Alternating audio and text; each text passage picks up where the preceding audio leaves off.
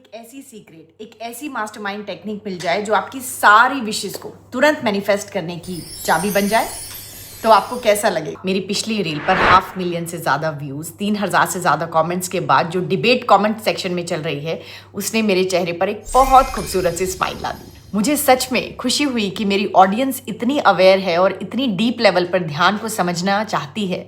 बहुत से लोगों ने अलग अलग इंटरप्रिटेशन निकाले और आप में से हज़ारों लोग लगातार ये बात पूछ रहे हैं कि मैम वो कौन सी बुक है, कहाँ से वो विधि पता चल सकती है। तो आज की इस मास्टर क्लास में मैं आपका वो कन्फ्यूजन भी दूर करूंगी और वीडियो के एंड तक आपके सामने वो एग्जैक्ट बुक का नाम भी आपको शेयर करूंगी जहाँ से ये रहस्य निकला है। तो इस वीडियो में मेरे साथ एंड तक बने रहिए।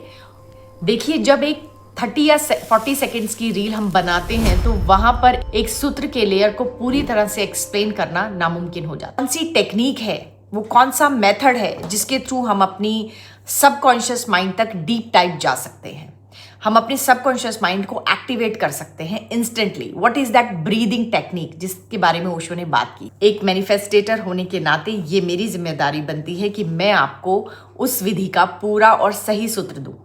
इसीलिए आज मैं ये डेडिकेटेड मास्टर क्लास लेकर आई हूँ जहाँ मैं आपके सारे क्वेश्चंस का आंसर बहुत डिटेल में देने वाली हूँ, ताकि हम सरफेस लेवल से ऊपर उठकर एक्चुअल टेक्स्ट और साइंस की बात कर सकें।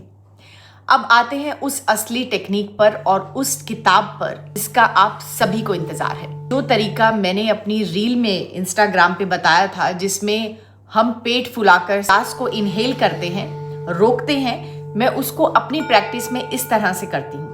सांस को रोकते हैं और आपको सांस लेनी नहीं होती, फिर भी आप उसको होल्ड करते हैं, तो आपके संकल्पों को एक अलग ही बल मिलता है। उस टाइम पर एकदम से आपका सबकॉन्शियस माइंड एक्टिवेट हो जाता है और कॉन्शियस माइंड कंप्लीटली बाईपास हो जाता है और आपका संकल्प सीधा बीज रूप में आपके सबकॉन्शियस माइंड में गिर जाता है और जहां से डीप मैनिफेस्टेशन स्टार्ट होती है। लेकिन जब हम एक्चुअल टेक्स्ट की तरफ देखते हैं तो ये सीधे सीधे ओशो की फाउंडेशनल बुक ध्यान सूत्र से आती है। ओशो ने इस टेक्निक को ध्यान की गहराई को बढ़ाने के लिए, उसे गहरा करने के लिए यूज किया है, पर आप इसे अपनी जीवन में कुछ भी पाने के लिए यूज कर सकते हैं। ओशो के ध्यान सूत्र के मुताबिक इसको हम 3 स्टेप्स में करते हैं। स्टेप नंबर 1, पहले आपको अपनी सांस को पूरा और कंप्लीटली बाहर की तरफ छोड़ना है, कंप्लीटली फुली एक्सेल करना है कंप्लीटली, और जब तक कि आपको ऐसा लगे कि अब एक बूंद भी सांस आपके भीतर नहीं बची है। स्टेप नंबर 2, उसके बाद सांस को वहां रोकना है और hold in the emptiness, in the gap, और उसी खालीपन में अपना संकल्प, आपकी जो भी एफर्मेशन है, आपका जो भी संकल्प है, उसको रिपीट करना है। स्टेप नंबर 3, थर्ड स्टेप में जब आपकी एफर्मेशंस पूरी हो जाए तब आपको सांस को धीरे धीरे इनहेल करना है। जब आप इसको 5 से 6 बार रिपीट करते हैं तो ये एक बेहद पावरफुल मैनिफेस्टेशन टेक्निक बन जाती है। दोस्तों, अलग अलग ट्रेडिशंस में इनहेल और एक्सेल के वेरिएशंस मिलते हैं, लेकिन जो कोर एसेंस है वो है द गैप, खालीपन। चाहे आप सांस अंदर रोक गैप बनाएं या बाहर छोड़कर गैप बनाएं, चाहे आप सांस को अंदर रोककर सांस को बाहर ना जाने दें और अपने मन में अपने संकल्प को बार बार दोहराइए, उस समय भी आपका सबकॉन्शियस माइंड एक्टिवेट हो जाएगा। और अगर आप सांस को बाहर छोड़कर अंदर नहीं लेते, रोक देते हैं और फिर अपने संकल्प को दोहराते हैं, तो उस समय भी एकदम से आपका सबकॉन्शियस माइंड एक्टिवेट हो जाता है और आपका कॉन्शियस माइंड बाईपास हो जाता है।